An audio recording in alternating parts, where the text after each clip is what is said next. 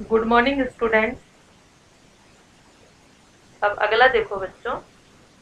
जिए तो अपने बगीचे में गुलमोहर के तले, और मरे तो गैर की गलियों में गुलमोहर के लिए।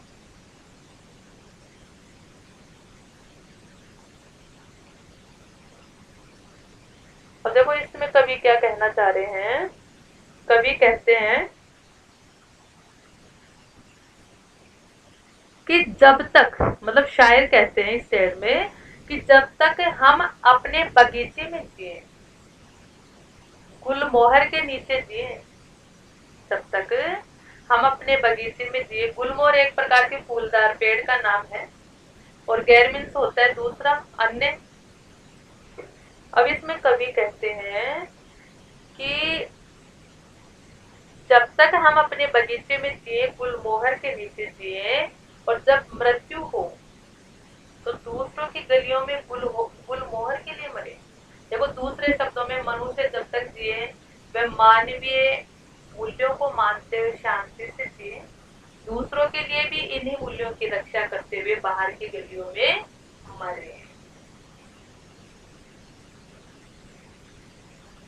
देखो मतलब शायर की क्या इच्छा है कि वह बगीचे में सदैव गुलमोहर के नीचे रहे तथा मरते समय गुलमोहर के लिए दूसरों की गलियों में मरे, अर्थात वह मानवीय मूल्यों को अपनाए रखे तथा उनकी रक्षा के लिए अपना बलिदान दे दे। ये हो गई बच्चों आपकी गजल। समझ में आ गई होगी आपको। और फिर भी अगर आपको सुनने से समझ में नहीं आए तो आप फिर से पूछ लीजिएगा। अब हम इसके क्वेश्चन आंसर देखेंगे। तो देखिए बच्चों, पहला क्वेश्चन है अपना, आखिरी शेर में गुलमोहर की चर्चा हुई है।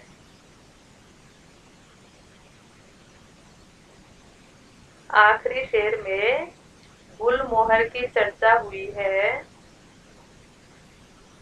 क्या उसका आशय खास तरह के फूलदार वृक्ष से है या उसमें कोई सांकेतिक अर्थ निहित है, समझाकर लिखिए। तो देखो,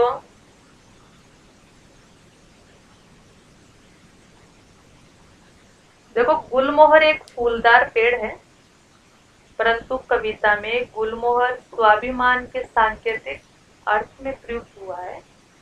कवि हमें गुलमोहर के द्वारा घर और बाहर दोनों स्थानों पर स्वाभिमान से जीने की प्रेरणा प्रदान करना चाहते हैं और आजादी से रहने का एहसास करवाना चाहते हैं। नंबर दूसरा देखिए, पहले शेर में चिराग शब्द एक बार बहुवचन में आया है, दूसरी बार एक वचन में। अर्थ है काव्य सौंदर्य की दृष्टि से इसका क्या महत्व है। तो देखो कि पहले शेर में चिराग शब्द मतलब एक बार बहुवचन में आया, कि पहले शेर में चिराग शब्द का बहुवचन चिरागा लिखा हुआ है, जिसका अर्थ है अत्यधिक सुख सुविधाएं, और दूसरी बार एक वचन में प्रयुक्त हुआ चिरागी लिखा गया, जिसका अर्थ है सीमित सुख सुविधाएं। तो दोनों का अपना महत्व है। बहुवचन शब्द कल्पना को दर्शाता है, वहां एक वचन शब्द जीवन की यथार्थता को दर्शाता है।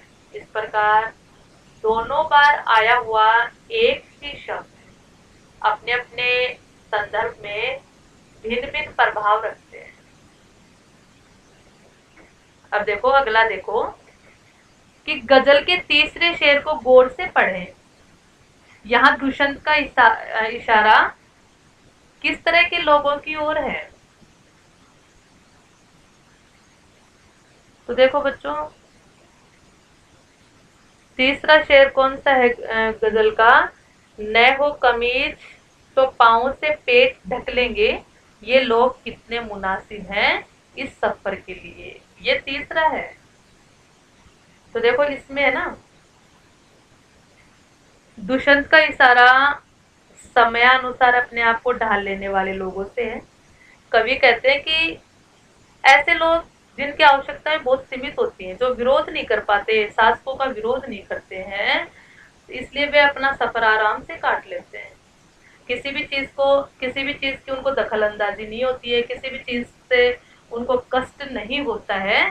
तो ये ऐसे लोगों से कवि का इशारा है कि ये लोग अपना जीवन आराम से काट लेते हैं, चाहे उनको सुख सुविधाएं मिलो चाहे न मिलो। अब देखो अगला देखिए, आशय स्पष्ट करें। तेरा निजाम है सील दे जुबान शायर की, ये एहतियात जरूरी है इस बहर के लिए। तो देखो बच्चों,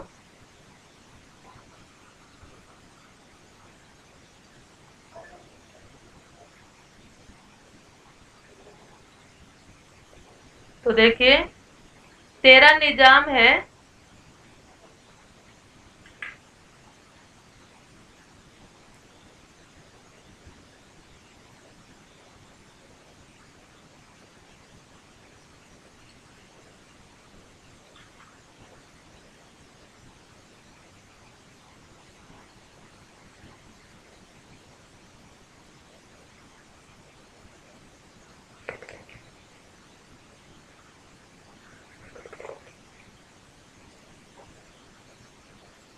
आज से स्पष्ट करें।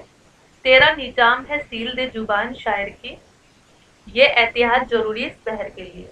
तो देखो इसमें कवि दुष्यंत कुमार जी ने क्या कहा है कि शासक वर्ग पर व्यंग्य किया है। क्या कहा है कि जो शासक वर्ग है ना, वो सत्ता होने के कारण किसी भी शायर की क्या कर देते हैं, जुबान पर पाबंदी लगा देते हैं, अभिव्यक्ति पर ही पाबंदी लगाते हैं। तो शासक को अपनी सत्ता कायम रखने के लिए इस प्रकार की सावधानी रखना जरूरी भी होता है, परंतु वे सर्वथा अनुचित है। यदि बदलाव लाना है तो अभिव्यक्ति की स्वतंत्रता आवश्यक होती है। आया बच्चों समझ में? अब देखो गजल के आसपास देखते हैं हम कि दुष्यंत की इस गजल का मिजाज बदलाव के पक्ष में है, इस कथन पे विचार करें।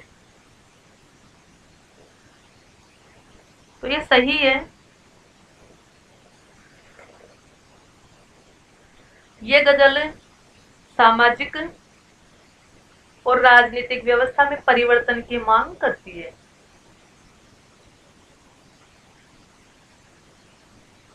मतलब जो पत्थर लोग हैं उनको पिघलाने में विश्वास रखती है, वे अपनी शर्तों पे जीना चाहती है, और तभी तो संभव है जब परिस्थिति में बदलाव आए। तो उन्होंने देखो कविता की कुछ पंक्तियां, मैं बेकरार हूँ आवाज में असर के लिए, यहाँ दरख्तों में साए धूप, यहाँ तक दरख्तों के साए में धूप लगती है, आदि सब बात कहते हैं। किस कारण कहते हैं कि वो इस समाज में कुछ बदलाव के पक्ष में है, इस कारण दुष्यंत कुमार अपनी रचनाओं में ये बातें कह रहे हैं।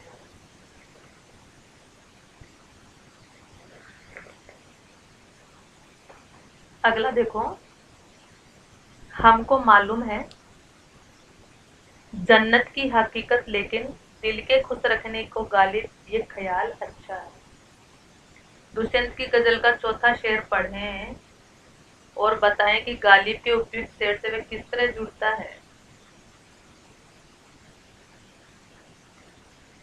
चौथा शेर है, 1 2 3 4, खुदा नहीं न सही आदमी का ख्वाब सही, कोई हसीन नजारा तो है नजर के लिए। चौथा शेर ये है बच्चों। तो देखो गालिब स्वर्ग की वास्तविकता से परिचित है, परंतु दिल को खुश करने के लिए उसकी सुंदर कल्पना करना बुरा नहीं है। उसी प्रकार कवि दुष्यंत भी क्या कहते हैं कि खुदा को मानना, कि खुदा को मानव की कल्पना मानता है,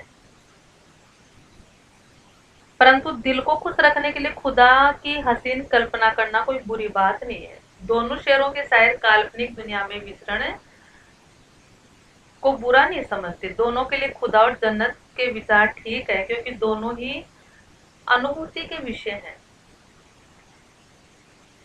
ये हो गया हमारा दूसरा।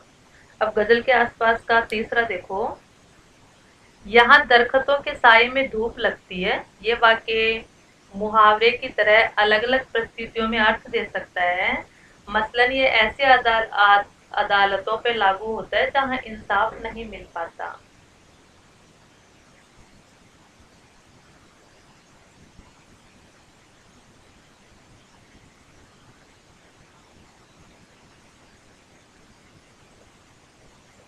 कुछ ऐसी परिस्थितियों की कल्पना करते हुए निम्नलिखित अधूरे वाक्यों को पूरा करें।